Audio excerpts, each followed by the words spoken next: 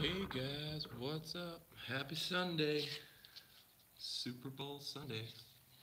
How we doing about focus here? It's good, pretty good. So, wow, what a crazy weekend. I went to, if you didn't catch me last week, I was talking about how Liam Hoffman is coming to put on a clinic. So I went over and did that just the other day. What's up, Matthias? Um, so so I forged my very first axe. No, it's not. It's not like super amazing or anything, but it's an axe and it cuts stuff. Look at that, a little hatchet. It's friggin' crazy sharp. So yeah, Liam took us through the whole process of. Hey Luke, how's it going? Yeah, he took us through the whole process of forging the head from just like a little square block of steel, and we had to actually make a bunch of tools because he tried shipping a bunch of drifts and blacksmithing tools and they didn't arrive in time, so we had to um, make a whole bunch, actually forge the tools that we used to tool the steel. So it was actually really cool to see how it's all done. And it's pretty simple. It's basically just a bunch of dudes swinging hammers like maniacs, smashing red hot pieces of steel and forcing them to bend to their will. So, how's it going, Parker? Utah. So yeah, they were both from North Carolina, and they flew up. Him and his buddy Chris, who's like a knife maker and just generally awesome, fun guy. So he was hanging out as well, and just being able to like talk shop with guys that just know what they're doing because he's made over 2,000 axes or whatever. Um, that that is like so cool. So like the course was I think was $500, so it was expensive, but you know you learn so much, and then you get to walk away with your very own axe. You know if you were to buy one of these from Liam, they cost like I don't know, close to $300. Probably not as much for the little hatchets, but um, just beautiful, beautiful work. And I'm actually really proud of this thing, man. Like the blade is straight and the handle fits nice and feels good in the hand. It's not quite as I wanted it to be a little bit more like flared out, but man, it's hard to work that steel in the right direction because you once you go too far one way, it's like you can't put it back where it was. So it's it's definitely a very steep learning curve, and oh my gosh, I feel it. Swinging the sledgehammer and grabbing hot pieces of steel and dropping on your hand and burning yourself and stuff. It's hard work blacksmithing, let me tell you. But no, I had a crazy good time, and there was like 15 guys in the class, plus a few others just kind of watching and stuff. And so we're going. We started at 9 o'clock on Saturday, um, Friday morning. We started at 9 a.m. and they didn't stop forging steel till 2 in the morning. Who does that?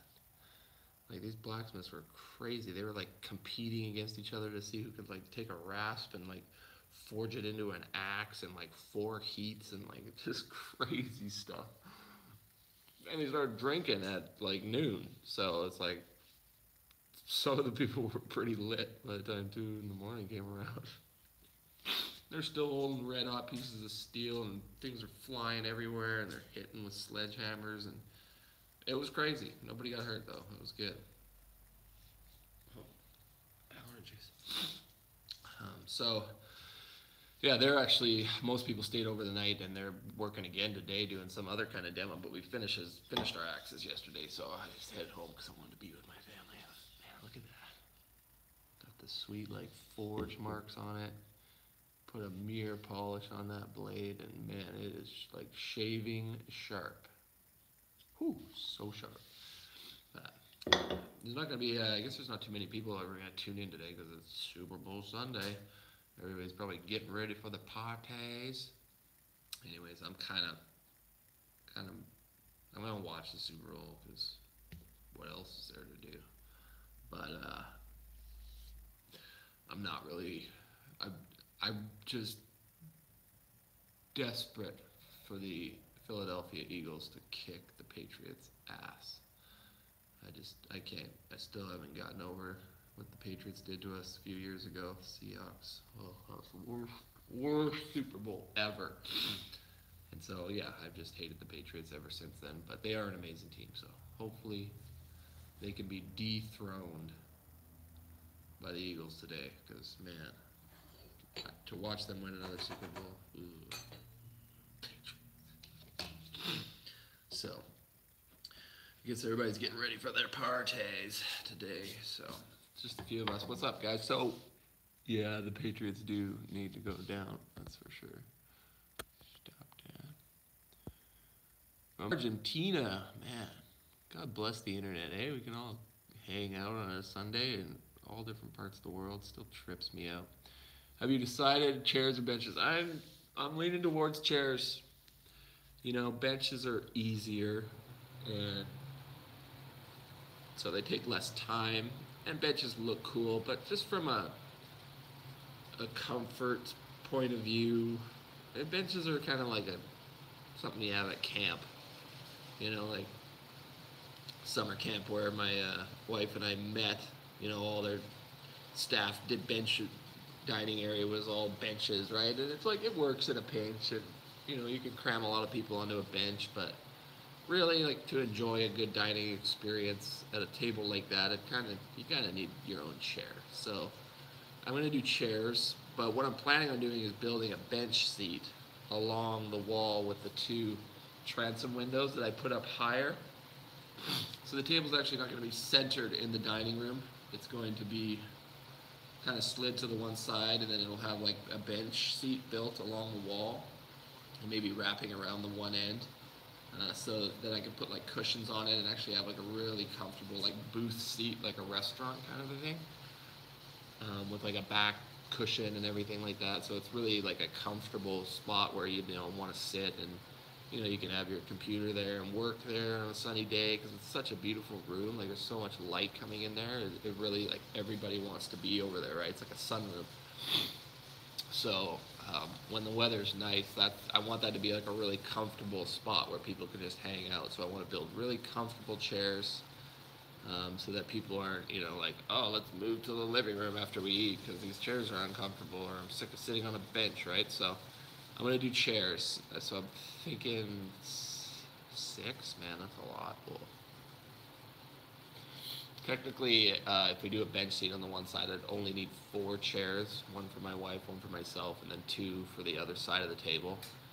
But if you have guests over, then you want to have extra chairs, right? So I'm thinking 6, because I can easily put 4 chairs along one side of the table. It's 9 feet long. So yeah, 6 chairs. It's going to be a lot of work. Whew. I'm going to try and keep the design fairly simple, but obviously, you know, kind of curvy and beautiful to match the table. I'm just kind of worried about the wood situation. I've got a few burls of the London plane here in my shop, and I want to have at least one part of the chair have London plane wood to match the table.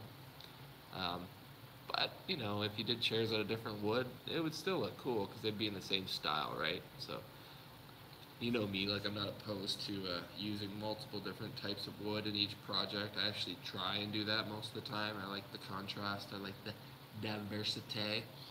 So yeah, that's just the way that I roll. So at the end of the day, I got to build chairs, and if I don't have dry London plain wood, I just got to use what I got to use. So I wish I had dried out more slabs because I do have like five more slabs of the London plane sitting over my dad's place, but they're out in the open and not as dry, not dry enough to use. So I'm gonna try and get those inside as soon as I can because man, that wood, London plain wood, is so beautiful to use. Like, just love the wood. That's what it looks like raw. But it's kind of got the spalting and the lacy patterns on the edges, and then with a coat of oil on it, it just comes out so like golden brown, like it's like the perfect natural color wood, you know, like oak stays light and maple stays light and walnut's really dark, and it's like you know, that is like the perfect brown to me. That just has natural Danish oil on it. I was just testing out this Danish oil because I've never used Danish oil before, and a lot of people swear by it. It soaks right into the wood really deep and then hardens in the wood. And it comes in different colors, but you can get natural. I just got natural, so I was just trying it out, and it really does darken the wood and enrich the color.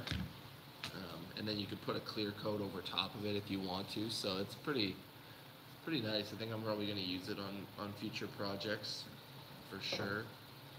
Because I'm always kind of looking for like the simplest wood finish. Lacquer is really simple, but it's hard to apply. Like you really want to spray it on most of the time.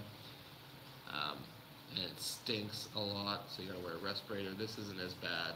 You can rag it on or brush it on. It soaks in. You gotta keep applying it until it's like really saturated the wood, and then you wipe it off, let it dry, and you're good to go. So it's kind of like a one really heavy coat process, or you can put a clear coat over top of it. So yeah, interesting stuff.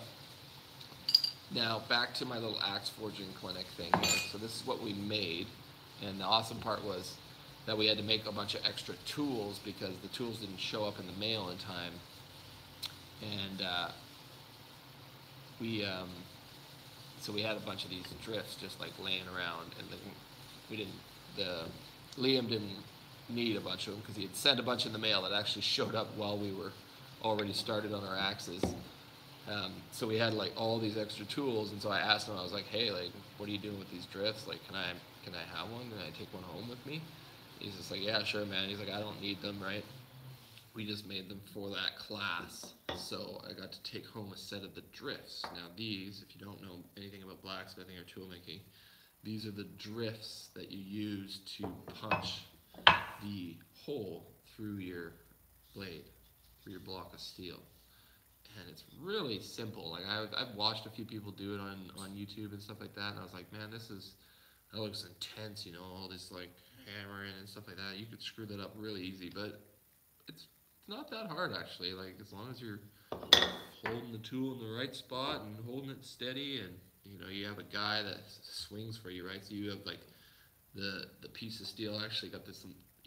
Liam was forging out a mortising axe. It's like a really narrow axe. I don't know if I'll ever use it, but I'm gonna finish this off too, and make another tool out of that.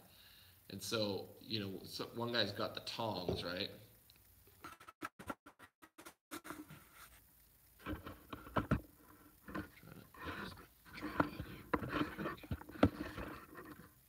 So one guy's got the set of tongs, and he's holding onto the piece, and then he holds this. This is the starter drift. You can see it's like got a taper on it. It's just slightly tapered, and then it has like a teardrop kind of shape, like the eye of the axe. And then it's just slightly pointed on the ends. Just kind of has like a little diamond facet point there, and that's to help you like find, because you make a punch mark right in the top of the steel, and you set that in there when it's red hot, and then bam, you just start hammering that thing like crazy. And start steel, right? And then you flip it over, you go start going from the other side, and you meet in the middle, right? You meet in the middle. Once you sink it down like 2/3 of the way, then you go from the other side, and you sink it down, and there's like a little nugget, they call it, like a steel where the two kind of squish together, and then you have to force that out one side, it pops out, and then you have like a hole through. And then you switch to the bigger drift, this sucker right here, and then because it's the tip of this drift is the same size as like the upper part of this drift, right? You can't just, some guys have really long drifts that they just do it all with one tool, but most guys do it with two, right? So you have two, and then you step up to the big guy, and you keep stretching out that hole until this drift like goes all the way through. I didn't get to finish stretching this one from both sides, but yeah, like that's the way it finishes. So once you've pounded that in from one side, then you flip it over. You do the same from the other side, and then the eye will actually have like an hourglass shape to it, and that's what you want, because then when the handle goes in there, hey Warren, how's it going? When the handle goes into the thing, right, then it's like, and you wedge it, the wedge goes out, right, so the handle is just has that rounded shape to it that just holds it in there super tight, and it'll never slide around or wiggle around on you. So yeah, I learned all about that, like the shaping of the eye, the axe head, and that was super simple, but like you need to see somebody do it like firsthand right in front of you, and he did a full demonstration and forged out an axe hatchet head right before we went and started working in partners, right? So it was pretty cool. Hey, no worries, man. You're here now. So that was awesome. And then we had time, extra time, because dudes were forging until 2 in the morning, and there was a bunch of extra axe blanks and stuff like that. So I took one and I made my own fuller. Now this is called a fuller hammer, or just a fuller, I think. You don't actually, not too many people. You're not supposed to hammer with it. I was hammering with it because I'm not a blacksmith, and I was like, oh, this kind of works. But what you do is you hold that on the steel, and then you usually have a holer or fuller inset in your little anvil hole where you put the tools, a little square hole, hardy hole, they call it. So you have one of these rounded head hammers, right? You know, it's got like a rounded face on it. You put that on the steel, and then when your partner, you hold it, right, and you balance it on another one that's like underneath, like that. And when you hit the steel, what that round face does is that it squishes the steel out, right? Like it indents it and forces it in both directions. So you were squishing down that part of the axe right there, and then you just kind of, as he's hammering, like full swing hammers, like you're slowly moving it down, right, and tapering all the steel out, squishing it down, and then you, if you want, when you want to flare it out, you start fullering it like on the angle where you want the blade to flare down. And so that's what's really cool. You're like moving this hot steel, like just one hit at a time, and so it's really fun. And then you take turns. So we have forges going, and so your partner's blade is heating up in the forge while you pull your hot one out, and you work it as a team, right? Bang, bang, bang. One guy's holding it and tooling, and the other guy's just swinging the hammer. And then once the heat wears out on it, right, you put it back. You throw the head back into the forge, and then your buddy, your partner's head by that time is red hot and ready to go. So you switch tools, right? So you're constantly like switching back and forth from like the guy holding the piece to the guy swinging the hammer, and back and forth, and you just go for hours until you both have your axe heads all forged out, right? So mine turned out pretty good. Like the pole you can see is like a little bit crooked, yeah, it's a little bit off to that one side, but the blade is nice and straight down the handle, and that's obviously what matters most. So I was pretty pumped. It didn't turn out as big, wasn't as big as I wanted it to be. That's what she said. But it works, and it's like I have a lot of axes, and this little small one is like the perfect little training hatchet for when my boys get a little older, and I can teach them how to chop kindling with it, right? It doesn't have a super wide blade, so they're not gonna, be as prone to like clipping a finger or whatever. But it is stupid sharp. The sharpening process was actually really fun. Like we did it on belt grinders at the shop, but like learning how the bevel is supposed to be, like so you don't get your angle too steep, and then your blade wouldn't stay sharp very long. So it's kind of got like it's called a bird's beak, or like a convex grind. It's not like flat. It's not like a Scandi grind they call that, where it's just like a straight bevel, like almost like a chisel, but it's like kind of rounded and convex. So we learned just about how to hold the head at the right angle and sharpen evenly, and then bring it up to a mirror polish so that you can shave with it. And yeah, I'm super pumped on this. I just need to oil the handle now, put some linseed oil on it, and soak the head in linseed oil so that it's all really sealed up nice. But this is like a lifelong tool that I'll have, and I'll just give it to one of my boys and let them use it and beat it up, because I know it can take the abuse. It's never gonna wear out or break unless they really swing it at something and like miss and hit a rock. But which they probably will do, but it's okay. So yeah, I got to make this fuller as well because I had extra time, and so I've got the drifts. They gave me the drifts because they had extras, and I got my old fullering hammer, and I have an anvil already. I just need to make a fuller for the hardy to stick in the anvil hole, and I'll have all the tools that I need to make my own axe. Multiple axes, multiple hatchets. So I can give this to one of my boys who wants it, and then if the other boys want one, we can just forge one ourselves because I've got a propane forge. I've got everything I need here. I might need a few more hammers, a good sledgehammer for striking, and might have to make a few other little tools and get some punches and stuff like that. But it's really basic stuff. Like blacksmithing is one of the oldest trades around, right? Next to carpentry, it's right there, right? Forging tools and making stuff. So I am super pumped because him and Chris are coming here, and they're going to help me set up my forge on that side of my shop right there. So you can see over there, like I got my welder and stuff like that. Just all along that wall, I'm going to clear out all the wood there. And I've got my forge sitting on my welding table, and we're gonna just we're gonna weld up some sheet metal and some posts and build a steel workbench right along there where I can mount my grinders and set my forge and have everything right there. And then we're gonna build a stand. Hopefully if we have time, we'll build a stand for the anvil as well. So I have on it, right now it's like sitting on the floor. Whenever I need to like hammer something out, like if you watch my carving knife, I'm like on the floor, kneeled down, hitting it because I haven't taken the time to build that. So I am pretty pumped. And Chris, the knife maker who's with him, is going to be sending me a grinder. He makes these beautiful like belt grinders, and he's got a couple in stock back home. He said he's going to send one out to me, so I'll have a really nice like grinder for sharpening and grinding bevels and tools and rounding over tools. So yeah, the shop is a freaking mess, Warren. Ever since I finished the table, I finished the table Thursday. Spent all of Thursday evening and Thursday night editing the video till 2 in the morning. Uploaded the video, right? It went live Friday morning.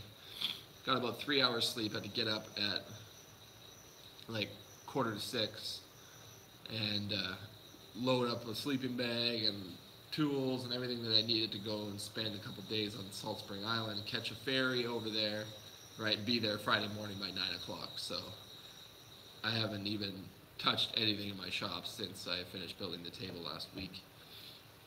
And before I start any new projects, I have to clean this place because it is just an absolute nightmare. Like you can hardly see the floor. It's just like sawdust everywhere. Just inches and inches of sawdust from the router work because so much of the table was done with my router. Pretty much, probably 90% of the joinery work was all hogged out with my router and my little joinery guide jig. And it worked like a hot damn, but I don't have any dust collection on my router, and so it just destroyed my shop. So I'm gonna do a big cleanup come Monday.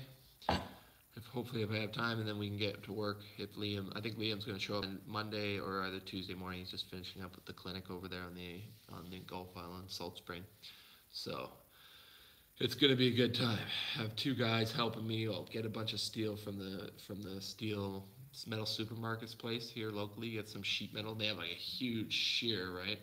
That you can just be like, I think it comes in 4x8 sheets, and so you can just be like, I need a 2 foot by 8 foot piece of 1/8, sheet steel or sheet metal, and they'll just put it on their big press and just shear it, and you just throw it in the back of your truck. It's all cut, ready to go, right?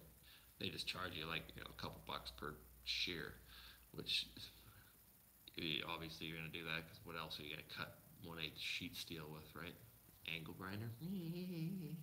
Right, I don't have any of the industrial shop tools, so thankfully they can do it all there for you, right? So I'll get all my posts and angle iron for the frame of the bench, right? Just chop it all to rough length because I can't cut angle iron. I've got a Ferris cutting blade for my chop saw, and then we're just gonna pull out the MIG and start tack welding.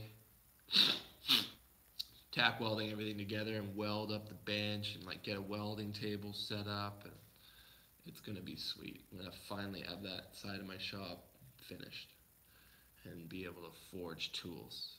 Would you guys be into that? Are you into that, or do you? Obviously, I'm a noob blacksmith, and there's like 10 times better blacksmiths on YouTube. But I think it'd be kind of cool to be like, hey, I need to make a set of chisels because there's not too many blacksmiths out there that are actually making woodworking tools. They're making axes and kind of, trendy type stuff. But to actually see the tools that I use for woodworking forged, would that be something you guys are into? Give me some feedback, guys. Do it. Yes, I will, Luke. And hopefully you guys will watch the videos because when you woodwork for a living, started YouTube, you have inspired a lot of people to pick up tools. Who is my biggest inspiration? Yeah.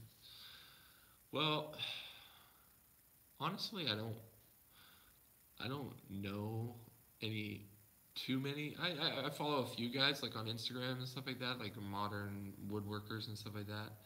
But only just recently, a lot of my inspiration came from guys that were, old, like the craftsmen of old, and more in like the home building, like arts and crafts, Tudor revival, stuff that happened at the beginning of the 1900s, late 1800s, when they were building these gorgeous homes with all the moldings and furniture to match, and mission style and craftsman style. Stickley and the Green Brothers, and kind of these pioneers. I wouldn't say I'm a big fan of like Frank Lloyd Wright, but he does some kind of cool stuff. He has, or did. I think he's dead now. But so yeah, like a lot of my inspiration for woodworking came from the homes, the kind of grand homes that you see, especially around Victoria. We have a lot of beautiful old heritage homes, and I would work in a lot of them, right, and see these beautiful fireplaces and wood and nice craftsman furniture that people would furnish their homes with, and I was like, man, that furniture like just looks so good. Look at those exposed joints. And so just kind of being in the construction trade and working in all sorts of different really high-end homes, I kind of got exposed to a lot of beautiful furniture and architecture, and I was like, it was inspiring, right? It just kind of stuck with me, and I was like, okay, like I want to be one of these old craftsmen, or just like standing at their workbench, like pushing a wood plane, these stuff, scenes you see in movies and stuff like that, where you're just like, oh man, that looks so like just honest and fulfilling, and so really it just kind of my motivation for that, and seeing like timber frame homes. I'd say my modern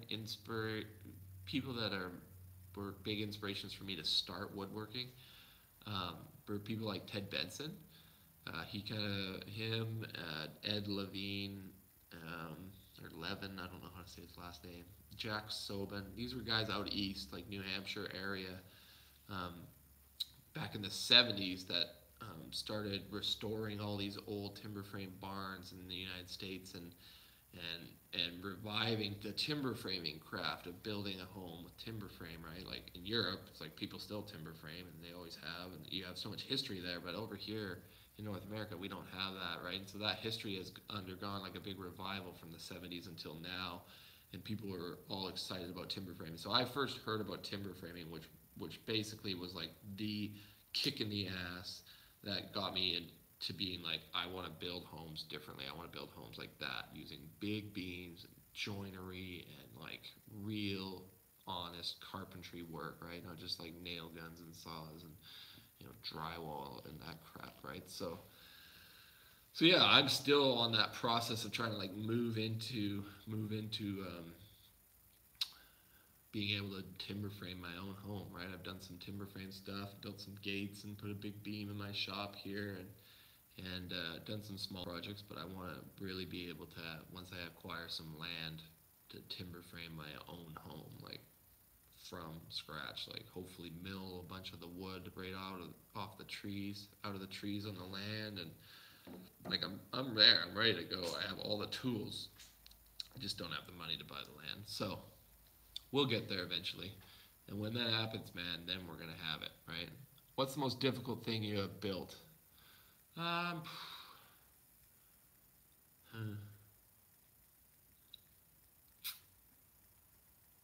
I I try and challenge myself like with all my projects.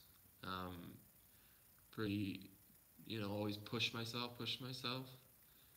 But I don't know. I guess I don't really look at it as difficult. I'd say probably like one of the Japanese gate that I built a few summers back was pretty challenging. That was a hard build. I only had a certain amount of time to get it done because the client was coming up to pick it up, and I had I think 3 weeks, and I thought, oh, I'll get it done in plenty of time, so I wasn't, really pushing myself at first, and then like all of a sudden I got to the last week, and I was like, holy crap, I still got so much work I have to get done. So then I was like working like 12, 14 hours a day from like, you know, sun up to sundown, and when you're working with red cedar, it's so soft. It's like working with styrofoam. I try not to dent that, right? You flip it over a bench, and if you set it down on a wood shaving, it dents the wood. So I had to have every piece sitting up on these little hockey pucks, my little gripper pucks that I use. I have like high friction rubber on them, so every piece was like spaced off my workbench, and clamping it so gently, and so it was really like finicky because cedar, which the Japanese typically build out of cedar or cypress. Their homes are all built out of softwood, and so it's easy to work, and it's easy to cut, and beautiful smell and all that sort of stuff, but it's so fragile. So that was probably like the most challenging thing for me is like, when you're working building furniture with maple, it's like you drop it on the ground, you pick it up, and you're like, oh, it's not even a scratch on it, kind of a thing, right? So that's so much more forgiving, that way. But for me, the biggest challenge is working with high quality softwood, where it like I work with cedar all the time, and doesn't matter if you dent it up, if it's like going up on the outside of your house or whatever. It's like most stuff you're never gonna see, but where you're building like furniture grade, like gates with joinery and all that sort of stuff, every little ding and scratch is going to show, right? Because everybody's like, well, looking closely at it. So that's the hardest thing. To do super detailed work on softwood is very challenging. You will be swearing and cursing and pulling your hair out for the majority of the project, as I recall. Yeah. So that's why I'm trying to do as much furniture out of like really dense hardwoods like oak and sycamore. Like this wood's actually, it's not super hard, but it's really nice to work with. The grain doesn't tear out, and it chisels beautifully in like both directions. Isn't prone to sitting, when you cut it in one direction. And it's just one of my favorite woods to work was this London plane, which is, they call it a plane tree. Um, in the UK, I think. Here we call it a London plane tree because it comes from the UK. I don't know. It's in the sycamore family. I don't know how many different types of sycamore there are, but it's gorgeous wood. The grain's beautiful. It's beautiful to work. Probably my favorite wood to date. The most time-consuming project, that would have to be the jewelry box. I spend weeks carving and finishing and fixing and failing and remaking parts, and that was like the best things come from the UK. You cheeky bastard. So but yeah, it was like that project took it out of me to the point where my wife was like, seriously, like, you don't have to make me the nicest jewelry box if you're going to be turning into like a stressed out asshole about it. By the end, she was just like, okay, is it done yet? Like, can we go back to our life? Because I was just like, oh man, I broke it up piece, redo. So it was like, that was like so time consuming. But it was awesome to finally finish it. That was actually probably one of my really most challenging projects as well. I'd never done hand cut dovetails before, and I was just, I don't know what I'm doing. I just drawing lines and figuring it out, and I screwed that up a bunch of times. Cutting dovetails by hand is truly one of the like most skill testing things a woodworker can do. If you can become really good at cutting dovetails by hand, you can become really good at pretty much anything else. And I'm terrible at it. I need to get some more practice, but it was so discouraging. It was like, I'll just use different types of joinery because honestly, dovetails don't, when I look at dovetails, I'm like, wow, that's awesome, man. Like that's hard to do, right? And so I admire them, but they don't look super good to me. Like some dovetails in certain applications look really beautiful, uh, but all the corners on chests and stuff like that. Like I don't know, I prefer other styles of joinery, like Japanese with like just like little through tenons coming through, or little wedge tenons and stuff that's just not typical. Oh, there's dovetails. Everybody's seen them, kind of thing. So I'm not super excited about dovetails, but will you cover carving in your online school? Yes, yes, I will. I'm not a phenomenal carver by any means, but I have learned a lot because you have to learn a lot to become good at carving. But as far as I'll cover all the basics for like sharpening, gouges, and carving tools, how I do it, and because that can be a lot of work just in itself, keeping your tools tuned and shaped and sharpened just right. That's pretty much the main thing that you have to understand before you can start carving with any success. So yeah, we'll go through that whole thing of acquiring the right tools, right size tools, what profiles and stuff you use the most, so that you don't have to go out and buy like a million tools. Because I found with carving, I started with a really basic beginner or intermediate set. It was like 12 chisels. Out of those 12 chisels, I only use maybe about 6 of them, 90% of the time, and then the other ones you just use like very rarely to get into one little spot. And then other tools that I've been carving, I'm like, okay, I need a bigger this, or different wider chisel or whatever. And so I've bought individual chisels to add to my set over the years, depending on the project that I'm working on. And I'll start with the tools I have, and if I get to a point where I'm like, okay, these chisels are kind of doing a shitty job at this part of the thing, then I'll go to the store and get the chisel that'll fit just right and work for that, right? So that way it's like, yeah, that's like the intermediate fail chisels, the Swiss made chisels on my website. There's like a 12, it's like a 12 set that comes, 12 chisels, and that's kind of a really good place to start. You can start with less depending on the kind of carving you're doing. Most of the carving I've done though is like relief carving, like chip carving. I haven't done any like sculptural 3-dimensional carving, um, which I plan to do. I'm going to start more in like native carving, doing masks and stuff like that, doing more 3-dimensional stuff that way. But you use different knives for that, right? Like hook knives and draw knives and stuff like that. So for relief carving, doing chip carving, like patterns or words, lettering, inlay, engraving letters and names and stuff like I did in my last video. Those chisels are great for that, the European style chisels and gouges and stuff. So that's a great place to start. And I think it was, I don't know, $300. They're pretty expensive chisels, 250, depending where you are, what currency you're using. I think they're more than $200, between $200 and $300 as I recall. But they're lifetime chisels. Like the steel is so good. They hold an edge better than like so many other carving chisels out there. Pretty much every master carver that I've ever seen, like on Instagram or on YouTube, uses these fail chisels, and I have no complaints. They're just phenomenal chisels. So buy once, cry once, as everybody says, right? Just fork over the money, and you'll have them for the rest of your life, and you won't be sorry that you invested in quality tools, right? Yeah, you gotta start saving. But you can start like typically like you don't have to buy a whole set. But to buy them individually, like they come in, there's like smaller chisels. They call them like the beginner chisels, and that's what the intermediate set comes in, and they're about, I don't know, 8 inches long. But like professional chisels are a bit more, like they're 10 inches long, bigger handles and longer blades, and usually are like a bit wider profiles. And those ones are more, for like the pros that can really take off a lot of wood and do larger format carving. So I have a bunch of larger chisels as well that I really like, are my go-tos. But for the fine detail, smaller carvings, I do bring out that set and do it with that. Takes a bit longer, but you have more control, and the smaller profiles help you get into the detail spots. But yeah, you can also just start by buying like a couple gouges to begin with, right? But they add up quick, because they're about $30 a chisel, depending on the size of the chisel and the width of the blade and that sort of stuff. Between like 30 and 50 a chisel. So it's like, sure, you could get started with like 4 or 5 chisels, but by the time you spot 4 or 5 chisels, it's like you're already at around $200.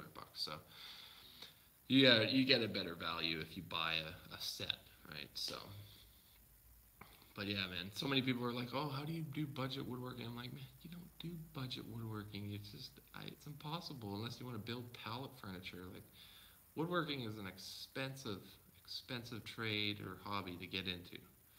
So it's like people are like, oh, I'm trying to do it on the cheap. I'm like, good luck to you, man. I have never been able to do really fine woodworking cheap, right? Yeah, if you want, we can do anything, right? That's the thing. Like the people that subscribe to my online school are basically the people that are going to dictate what content I build. And that's what I think it's going to be. One of the main drawing features to this online school is that it's student driven, right? It's like the people that are subscribed and supporting the school and me and making this content, it's like you guys are the ones that are going to be like, man, I'm doing this project and I really need somebody to show me how to do this. And it's like, I'll get to work the next week, and doing stuff like that, right? And getting that content out to you guys. But I would say like I'm not a. I think we had talked about it being around $20 a month. That would be about as cheap as I could do it. Depends on how many people subscribe, right? So the people that subscribed right away, the subscribers that have been following me for a long time. That's probably going to be like the start rate. Is $20 a month, and we'll do that, for the first 6 months, right? And then whoever locks in at that gets to pay that, hopefully. I think it probably indefinitely. It depends how many, how long I do this for. I'm not going to do it for the rest of my life. Obviously, once I have, years of content and videos and stuff up there, there's so much value there, and we'll have hopefully covered pretty much the majority of different woodworking, scenarios and how to do so many different things that it's like I won't have to keep making so many videos after a few years of videos, right? So, but yeah, the people that get in early, it'll be probably $20 a month, and then, after maybe the first 6 months or the first year, we'll probably up the price to maybe $25 or $28 a month, right? Because it's like I just paid $500 to go to a blacksmithing course that was 2 days and make a hatchet, right? And to me, I was like, man, that was awesome value. Being able to talk with Liam and the other smiths that were there, because there was a bunch of guys that were farriers and they smith for a living, making horseshoes and doing all this different work, and being able to talk with all of them about techniques and tools and just get so much information downloaded. I was just like, man, that was worth $500 all day. And like now I feel confident that I can go and forge my own tools. Like I'll pay $500 for that confidence and that basic knowledge that you need to start doing that kind of stuff, right? Like I learned that all. I went there, hoping to get answers to so many questions and get so much experience and see how the process is done. And I learned all that stuff. Value, right? That value is there for me. So if I was to do a course here, which I'm after going to the blacksmithing course and just having all sorts of fun with the guys and drinking beers and staying up and pounding hot steel and like I was absolutely exhausted. It was like I partied all weekend. It was kind of like, yeah, blacksmith party. So it was super fun and exhausting, but it was just such a good time. I was like, man, the guy who put it on is Thistle Rock Forge. His wife was cooking for us and looking after us, and they had a friend of theirs that was her husband was doing the course, and so she was there with their kids helping with the cooking, and so such a beautiful community thing. We're all hanging out inside, having breakfast in the morning. They're giving us breakfast. They're making us these breakfast sandwiches and pizza, all homemade from scratch stuff. The food was insane. I was like, dude, this is life right here, man. Like everybody getting together, passionate, building stuff, doing stuff. I was like, I gotta just start doing some woodworking classes at my shop here. And so after seeing how it was done and how they organized it, yeah, it was a lot of work, especially because they were feeding us and like housing us. Like I crashed on their living room floor because I didn't want to catch the ferry home and then back again the next day. So, they just opened their house right up to us. So it's definitely, I'm sure they are absolutely exhausted once everybody leaves today. But I was like, man, that would be so much fun. And if you had so many people and they pay, that much money, I was like, it would be worth it. You make enough money to pay for all your food and materials and everything like that. And everybody gets to leave. I got to leave with my own hatchet, my own axe that I've made myself. That's a great feeling. So I was like, oh, let's do like a toolbox course, right? Everybody can come. I'll design a toolbox, or we could build one that I already have designed, like the open handle toolbox. And I'll teach everybody how I cut the joinery and show them how to do it and build the router jigs, and everybody can, build stuff, and we'll eat here, and guys can set up tents or whatever, and maybe I'll get my suite done upstairs and people can crash up there, right? And just have kind of some really cool, woodworking clinic type stuff. But, it would cost at least $500-600 if it was like a 2 or 3 day course, right? So it's expensive, but you're gonna leave with your own piece of work that you built yourself. You're gonna leave with insane amounts of knowledge. So when I'm kind of like look at my course online to that, I'm like, $20 a month is a pretty good value, especially when you look at other woodworking guilds. I'm sure they charge at least that much. You look at Wood Whisperer, and it's like, I don't think he even does like an online subscription thing, but he sells all these courses individually, building a chest of drawers or building an armoire, and they're expensive, man. Some of them are like $300 or $200, $100 just for like the plans and the videos to do one project, right? So it's like, I'm hoping that once I have the value of multiple projects, multiple sets of plans, you'll be able to access all that for $20 a month. You're not going to get anything cheaper than that, but I know that's still a lot of money for some people to pay on a monthly basis. But it's just, you go to school, you go to college, you go to any of that, you're going to pay way more than that. So as unconventional and wild of training style and woodworking style as I am, the value's still there, because you look at all these guys that are traditionally trained and all that sort of stuff. They spend years learning it themselves, and then they start teaching it. It's like they're going to charge more, and honestly, they're not going to get as much done. And most of the woodworkers out there that really know their stuff, they're not artists per se, in the fact that it's like so many of them are recreating stuff that's already been built 1,000 times. Like, okay, we're going to learn how to make this specific trunk from 100 years ago, and it's a classic design, and it's like, okay, that's cool, but let's make something new. Let's add something different to it. Let's make it our own style. So the whole point of my school is to kind of awaken the confidence, the basic skills needed, and more your individual artistic ability to design and create your own style of furniture. Which, sure, all the styles of furniture that I built are based off of centuries old styles, but they're all done in my own way, my own taste, right? And with my own little unique twists. And so that's what I want to inspire and show people how to do, is like, okay, let's start with this basic design of a trestle table, a harvest table. Well, let's ramp it up a notch and do this and do that and incorporate 2 different styles and make something that looks really cool, not something weird or something boring, right? So I think that is what kind of separates me from the pack. Not as better than or less than or anything like that. I don't think in those terms, but just from a unique perspective, it's like you're not going to be able to get the kind of teaching that I'm able to offer anywhere else, kind of a thing, right? It's like everybody's different in their own ways.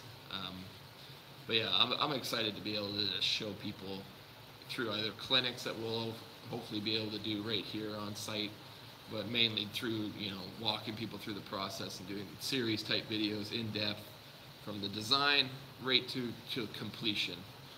Starting from scratch. Not, I got these plans from Lee Valley or this woodworking site and I want to build this exact project. I'm going to be like, you want to build a toolbox? Okay, let me show you how to design a toolbox. Let me show you how to incorporate the right proportions and the right size into this toolbox, and then you could add your own details and your own things to make it really, really unique, right? That's what it's all about. Flavor, right?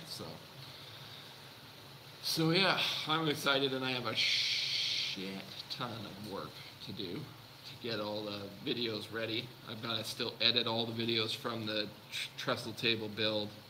Probably going to be 6 hours, at least 4 to 6 hours of content from the design right through to the completion on that video. There's so much stuff.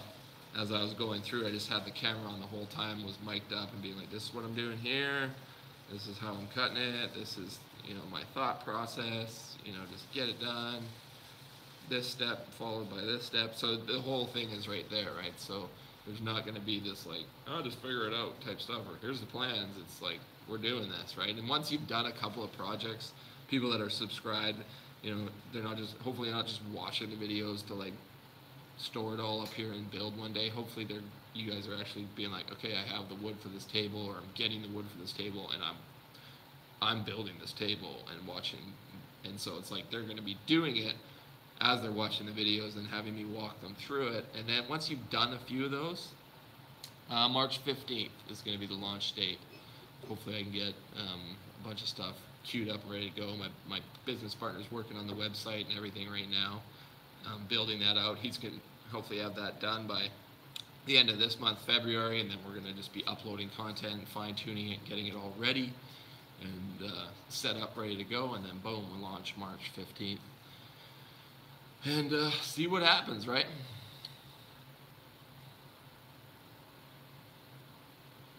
The hole for the screw that connects your tabletop to the base. Did you cut that all the way through? How did you do that? So you got to. I cut it through the base, right? So there's the top board that the leg's connected to. I countersunk that right through those pieces and into the tabletop. I didn't go through the top of the table. The tabletop's 2 inches thick, so I only went about an inch into the tabletop, and that's plenty for lifting the table up and moving it around and holding it so it's not sliding around on the legs. Well, the base assembly by itself, once I put that trestle in there and like wedge that thing is like rock solid. It's never gonna wiggle or move in any direction. That you could build a house on that base. So all the screws are doing is basically just holding the tabletop to the base. Like the weight of that is never gonna slide off or anything like that. And it took, my brother-in-law is my size. He's like 6'5", I'm 6'6". We're both big dudes, and we were like sweating just getting that tabletop up from my shop, up the driveway, because it's kind of uphill, and into the house. It's like we got there, we're like, put that thing down. Like we were panting. Like the thing weighs probably 300 pounds. So yeah, it didn't need a lot of heavy duty fastening. I was gonna do like sliding dovetail notches like I did on the stool seat. If you watch the samurai stool video, where I like routed in little dovetail notches, right? I routed it in, and then 1.5 inches or 2 inches long, and then I cut these little dovetail sliding mortise or tenon pieces, set those into the base of the stool, and then you set the stool on and then slide it into the dovetail section so it locks down and can't come off. And it was like, yeah, it was super fun doing that and cool, but it took forever to get it like fitting and tight. And I was like, dude, doing this on a larger scale on a table, it's like it took me all day just to get those little things made and attached to the table. Or I could spend 20 minutes and just screw the base of the table, and that would work just fine. So I was like, 8 hours, 20 minutes. I was like, I'm just gonna cave and do screws. So yeah, I just countersunk them with a 3/8 bit, 3/8 countersink bit. I get these from Lee Valley, right? So it's a tapered drill bit, really nice drill bits. So as the screw goes in, it gets tighter near the end, like the threads grab really well, and then up here, so it's never going to split the wood, and then the tip of the screw really grabs because it's got a taper to it. And then this little, call it 3/8 countersink bit right here, so it's 3/8 diameter, and then it's got a little depth stop on it. So you just put that through, and then I used, actually I took my hollow chisel mortiser, the sleeve that has the drill bit in it. I just took that off my mortiser because it's basically a square chisel, 3/8, right? So I just lined that up over the hole, and I did a few tests actually on this little scrap piece of London plane, right, where I drilled the hole first, right? The countersink goes right through, and then I just squared it up with this square chisel Just using a rubber mallet, right, to hit that so it doesn't flare that end that goes in the drill press. And that worked beautifully. But you could also just do it with 3/8 chisel if you don't have a hollow chisel mortiser. But you can actually buy these individually. I thought, man, I should get an extra set of these. I don't know, maybe $30 for the drill bit and this, thing by itself, and just take the drill bit out. And I was like, I could blacksmith, put it in the forge, and flare this hollow section out so that I could put a handle, lay the handle, right, and put a handle in it, and you have these little square chisels for doing pegs or squaring off holes anywhere you want, and make a set of tools like that way. That'd be kind of fun. So thought about doing that, but this worked in a pinch. This will also work, just a 3/8 chisel, and then you square the hole, and then I just made a square plug for it, because I went and bought these like little pre-made oak ones, little mushroom caps, right? You could put those in the plug hole. You just beep, and you got that little button sticking out, but it's pretty generic. And I was like, man, this table has to be custom from start to finish. So if I'm gonna screw the holes, I'm gonna put square plugs in and fasten them and just tap them in there. And it looked a lot better in the end. I was glad I did that with the walnut. So saved a ton of time, still looked really good and functional. I could have put a few extra screws in, but I was like, man, this it's not going anywhere, right?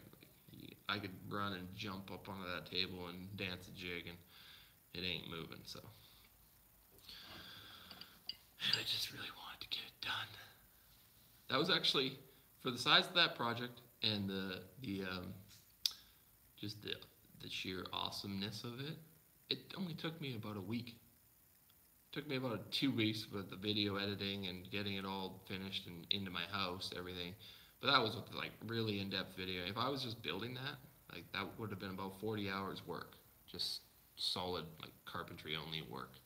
It was really simple. The router jig that I used to cut all the joinery, right? My little plexi base right here with the fences that you saw like in all the video. Like if you watch the video, it went pretty quick, but I had these fences screwed on there to stops for all my tenons and cheek cuts and everything like that, and it just went so quickly, hogging out of most of that wood, and then it was just a bit of fine tuning, a few little saw cuts on the shoulders, and joinery was fitting beautifully. So that's a huge time saver, and I'm really gonna be able to show you guys how to lay that out and set it up for cutting joinery really quickly, just using a router, right? So most of the stuff on the school is gonna be like how to use simple power tools to make awesome joinery quickly, right?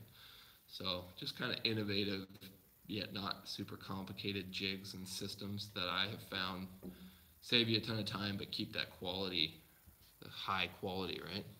Have you considered for, oh, sorry, all these comments disappear so quick. Okay. Have you considered looking for another guy to video edit? Yeah, I did. I had him for a while. He was a really nice guy. Put in a ton of work and stuff like that, but his style was just a little different from me. I'm a little more like Maverick.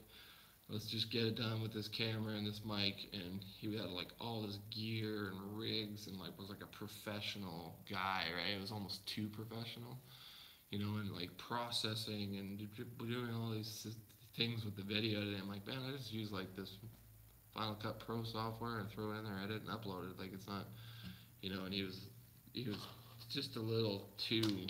And it wasn't that he wasn't affordable. It was just kind of like it was like it's complicated the process too much, and I have to keep things simple for me. So I tried a few other guys, and they were crappy. So it was like he was actually the one that did good enough work, but he stressed me out kind of with just how he was very just so into the woodworking and making sure everything was perfect. I was like, man, like we don't have time. I gotta get that video out, and so it was kind of more stressful, kind of working in sync with two different styles. Him being really passionate and good at what he does, and then me having my style and how I've shot for so long. I was like, either he would have to take over all of the video editing and do it all his way, or he would have to learn how to do it my way. And I tried to show him, like, let's just do it my way with this camera and make it work. And, he had a hard time with that. And so it was like,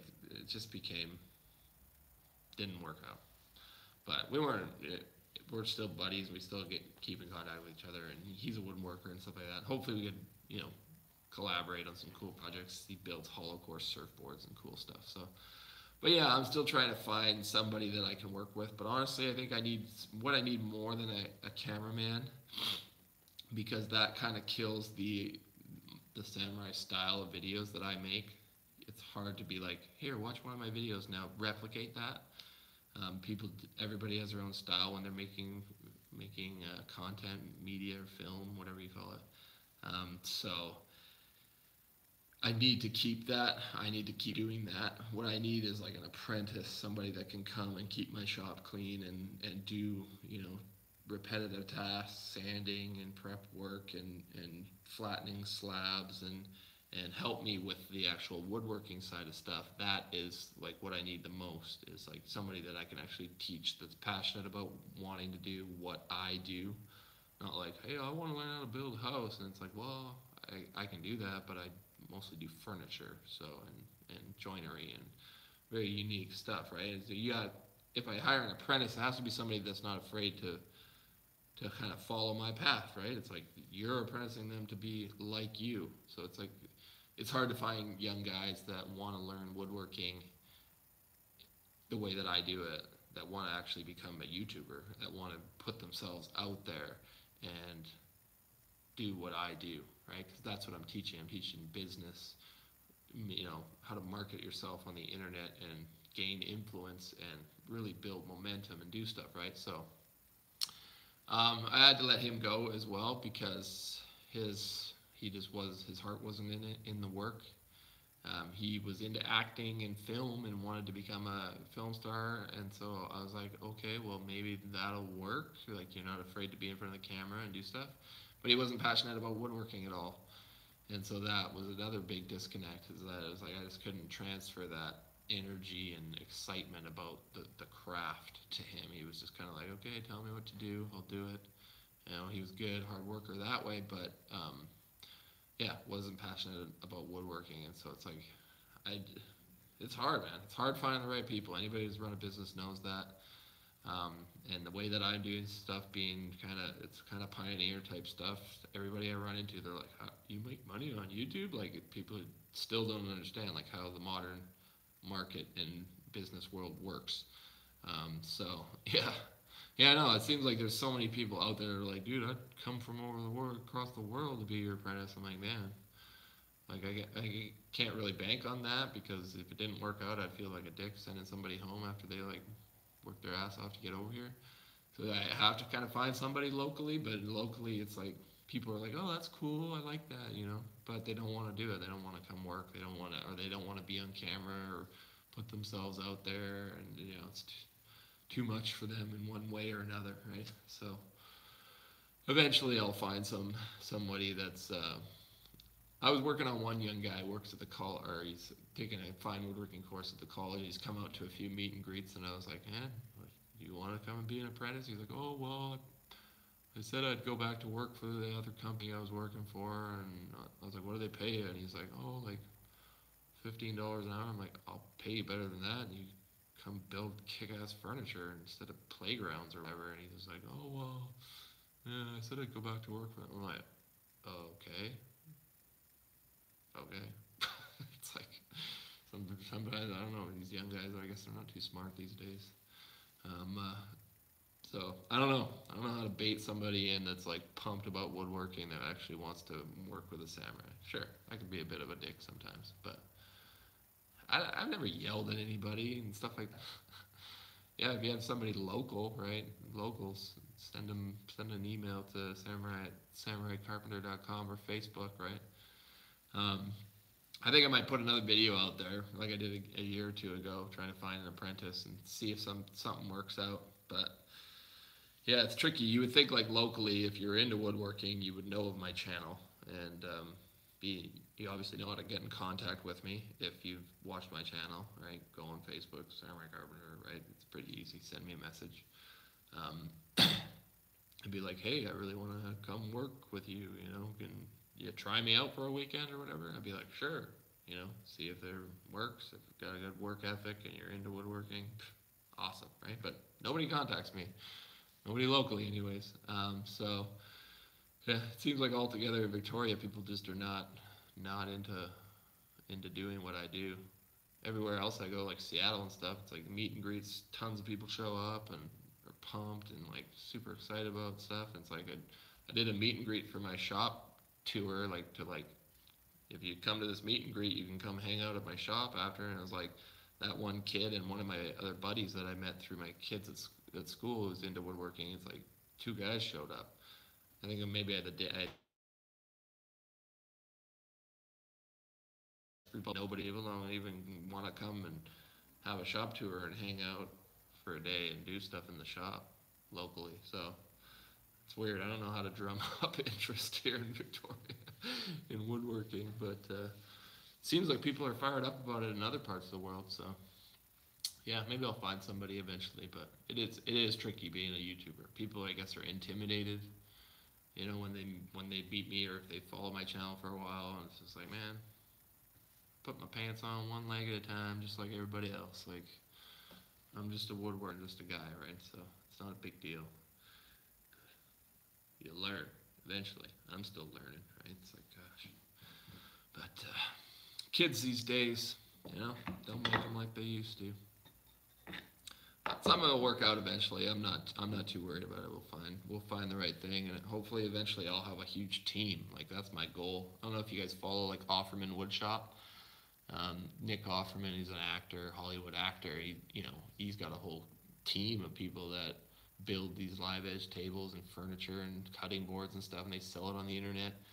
And in California, they're all set up and kicking ass. I was like, man, that's what I want to do. I want to build a big shop on my property one day, and like have like a whole team of dudes just being like, yeah, we got orders for this table and that table. Let's cut some slabs, build some furniture, and make videos, and just friggin' dominate the world, the woodworking.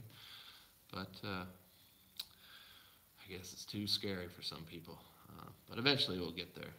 These kind of organic grassroots things where it's like I just built this YouTube channel out of nothing, and here I am. It's like another couple of years we'll be in a different spot, right, and doing completely different stuff, and hopefully on a larger scale, and hopefully involving a bunch of people, and I'll have a whole team.